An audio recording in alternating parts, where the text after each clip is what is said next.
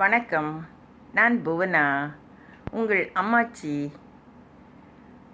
அம்மாச்சி கதைகள் சொல்ல வந்துட்டேன். இன்னைக்கு என்ன கதைன்னு கேட்டிங்கன்னா, பூதம் கதை. ஒரு பூதம் இல்லை, 2 பூதம்.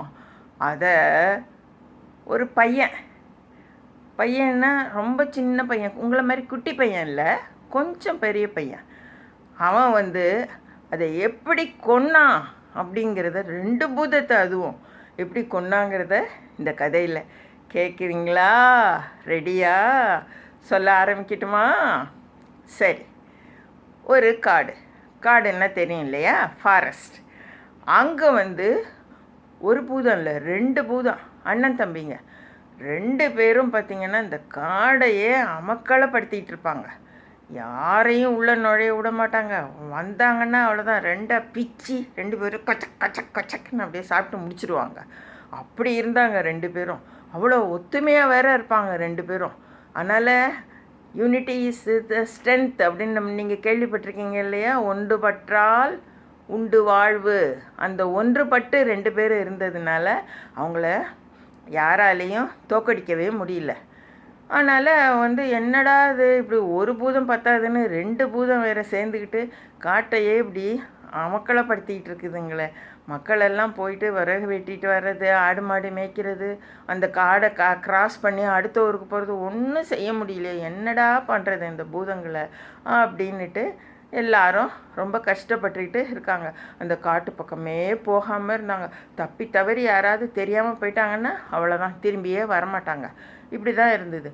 உடனே ஒரு பையன் சொல்கிறான், நான் அவங்க 2 பேரும் இருக்கிற அந்த ஒன்றுபட்டு இருக்கிறத பிரித்து அவங்க 2 பேரையும் கொண்டுட்டு வரேன் அப்படின்னு சொல்கிறான்.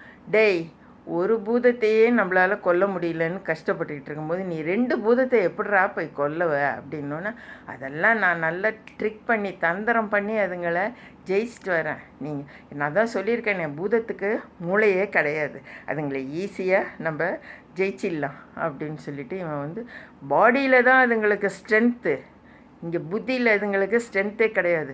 நான் புத்திமான் பலவான் ஆவான், நான் புத்திமான், நான் பாருங்கள் அந்த பூதத்தை எப்படி கொண்டுட்டு வரேன் அப்படின்ட்டு இங்கேருந்து காட்டுக்கு போகிறான். போயிட்டு என்ன பண்ணுறான், ஒரு பாத்திரத்தில் மட்டன், ஆட்டுக்கறி அதை எடுத்து வச்சுட்டு அங்கேருந்து நடந்து இப்படி போயிட்டுருக்கான். போனோன்னே வாசனை, ஆஹா நல்ல வாசனை வருதுடா தம்பி அப்படின்னு இந்த பூதம் சொல்லுது. ஒரு பூதம் இன்னொரு பூதத்துக்கிட்ட சொல்லுது, ஆமாண்ணே வா போய் பார்க்கலாம், அவன் மட்டனை எடுத்துக்கிட்டு வர்ற மாதிரி, கறி எடுத்துகிட்டு, ஆட்டுக்கறி கொண்டுட்டு வர மாதிரி இருக்கே, பார்க்கலாமா அப்படின்னு 2 பேரும் வந்தோன்னு பார்த்தா ஒரு பையன் இவ்வளோதான் இருக்கான். அவன் தலையில் ஆட்டு இறைச்சின்னா மட்டன், அது இருக்கிற பாத்திரத்தை தள்ள வச்சுட்டு அங்கேருந்து இப்படி நடந்து வந்துட்டுருக்கான்.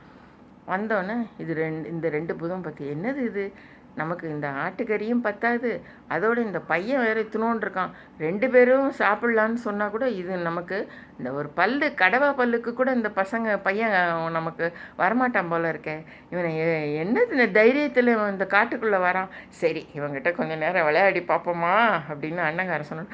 ஆமாம் அண்ணன், நமக்கு என்ன வேலை, எல்லாம் வரதெல்லாம் பிடிச்சி நம்ம சாப்பிட்டுக்கிட்டு இருக்கோம், கொஞ்ச நேரம் ஜாலியாக இந்த பையன் கூடயே விளையாண்டு பார்ப்போமே, என்னத்துக்கு தான் வந்திருக்கான்னு கேட்டு பார்ப்போம் அப்படின்னு சொன்னோன்னே இந்த பையன் சொல்கிறான், நீங்கள் தான் அந்த பூதமா? ஐயோ எவ்வளோ பெருசு இருக்கீங்க, உங்களை பார்த்தாலே எனக்கு பயமாக இருக்குது அப்படின்னு. டேய், அப்படி இருக்கிறவன் ஏன்டா இங்கே வந்த, அதுவும் இந்த இத்தினோண்டு பாத்திரத்தில் தலையில் வேறு தூக்கிக்கிட்டு அங்கேருந்து வந்துக்கிட்டு இருக்கேன், என்னத்துக்கிட்ட வந்திருக்கேன் இங்கே அப்படின்னோன்னே, நானா நீங்கள் ரொம்ப நாளாக ஆட்டுக்கறியெல்லாம் சாப்பிட்டீங்களோ இல்லையோன்ட்டு தான் அதெல்லாம் நான் எடுத்துகிட்டு வந்தேன் அப்படின்னு சொன்னோன்னே, ஆட்டுக்கறி கொண்டு வந்தவனை பாரு, ஆட்டுக்கறியோடு சேர்த்து ஒன்னே இல்லைடா நாங்கள் சாப்பிட்ருவோம் இப்போ அப்படின்னோன்னு, சரி இந்த ஆட்டுக்கறி கொஞ்சோண்டு தான் இருக்குன்னு நீங்கள் பேசிகிட்டு இருந்ததை நான் கேட்டேன், இப்போ இந்த கொஞ்சோண்டு இருக்கிற ஆட்டுக்கறி யாருக்கு வேணும்னு பார்க்கலாமா அப்படின்னு. இது என்ன, நாங்கள் 2 பேரும் தான் சேர்ந்து சாப்பிடுவோம். ஆமாம், நீங்கள் தானே சொன்னீங்க இப்போ இந்த இத்தினோண்டு இருக்குன்னு. ஆட்டுக்கறி ஒருத்தருக்கு, எண்ணெய் ஒருத்தருக்கு, அப்படின்னு நீங்கள் 2 பேரும் பிரிச்சுக்கிறீங்களாம்மா அப்படின்னு பிரிச்சுக்கிறீங்களான்னு. ஆ இது நல்ல ஐடியா தான்டா தம்பி அப்படின்னோன்னு தம்பிக்காரன் ஒன்று இப்படி பார்க்குறான் அண்ணனை. ஏன்னா ஆட்டுக்கறி கொஞ்சம் தான் பாத்திரத்தில் இருக்குது. எப்படியே இருந்தாலும் இந்த பையன் ஓரளவுக்கு பெரிய ஆட்டுக்கறியை விட நிறைய இருக்கிற அளவுக்கு தானே இருக்கான். அப்போ பார்த்தோன்னே இந்த பையன் உடனே அதை சான்ஸாக வச்சுக்கிட்டு சொல்கிறான், பாருங்க ஆட்டுக்கறியை விட நான் நிறைய இருப்பேன் இல்லையா? அதனால் உங்கள் 2 பேரில் யார் என்ன சாப்பிட போகிறீங்க, யார் ஆட்டுக்கறியை சாப்பிட போகிறீங்க அப்படின்னு கேட்டோன்னே, நான் தானே பெரியவன், அதனால் நான் வந்து ஒன்றை சாப்பிடுவேன், தம்பிக்கு ஆட்டுக்கறியை கொடுப்பேன் அப்படின்னோன்னு தம்பி ஒன்று சொல்கிறான், அண்ணா நான் தானே சின்னவன், எனக்கு வந்து அந்த பையனை கொடுங்க, நீங்கள் வந்து ஆட்டுக்கறியை சாப்பிடுங்க அப்படின்னு சொல்லுவேன். இப்படி 2 பேரும் பேசிகிட்டு இருக்கும்போது இந்த பையன் சொல்கிறான், சரி நான் உங்களுக்கு ஒரு போட்டி தரேன், நீங்கள் என்ன பண்ணுங்கள், நான் இந்த மரத்தில் இப்படியே கையை கட்டிக்கிட்டு நிற்கிறேன், தலையில் ஆட்டுக்கறியை வச்சு அப்படியே கட்டிக்கிட்டேன், நான் இருக்கும்பொழுது இப்படி வச்சிக்கிட்டு இருக்கேன் இல்லையா, 2 பேரும் இந்த மரத்தை அப்படியே சுற்றி வாங்க, யார் ஃபஸ்ட்டு என்னை சதக் அப்படின்னு என்னை இடுப்பில் குத்துறீங்களோ அவங்களுக்கு தான் நான் தலையில் இருக்கிற கறி இன்னொருத்தவங்க குத்தாதவங்களுக்கு அப்படின்னு சொன்னோன்னே, சரி இது நல்ல போட்டியாக இருக்கே, நம்ம செய்யலாம்டா தம்பி அப்படின்னு சொன்னோன்னே, சரின்னு 2 பேரும் அந்த மரத்தை அப்படியே சுற்றி வேகமாக சுற்றி வராங்க.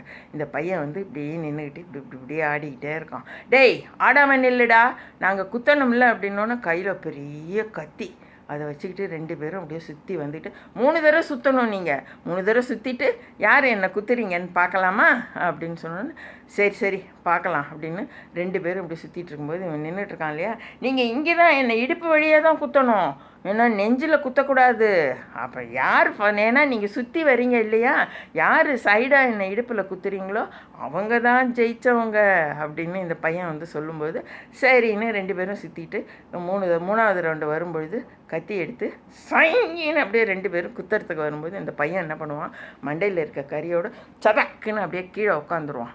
உட்காந்தோன்னா என்ன ஆகிடும், இந்த 2 பூதமும் ஒன்றோட ஒன்று அந்த கத்தியால் சதக்குன்னு ஒன்று குத்திக்கிட்டோன்னு அப்படின்னு 2ம் செத்து விழுந்தோன்னே இந்த பையன் தப்பிச்சோம் பொழைச்சோன்னு கிட்டுன்னு ஊருக்கு போய் நான் பூதங்களை கொன்னுட்டேன் அப்படிம்பா. எப்பட்றா அப்படின்னோன்னு, இந்த மாதிரி ட்ரிக்கு பண்ணி ஒன்றோட ஒன்று குத்திக்கும்படி பண்ணி நான் வந்து ஆசை காட்டி அதுங்களை ஏமாற்றி கொன்னுட்டானோன்னு, நீ நல்ல அறிவாளியான பையன்டா அப்படின்னு சொல்லி மன்னரும் அவனுக்கு நிறைய பரிசு கொடுத்து அவனை ப்ரைஸ் பண்ணி, அதாவது அவனை புகழ்ந்து அனுப்புகிறாரு. இதான் இன்றைய கதை. நல்லா இருந்துச்சா பூதம் கதை?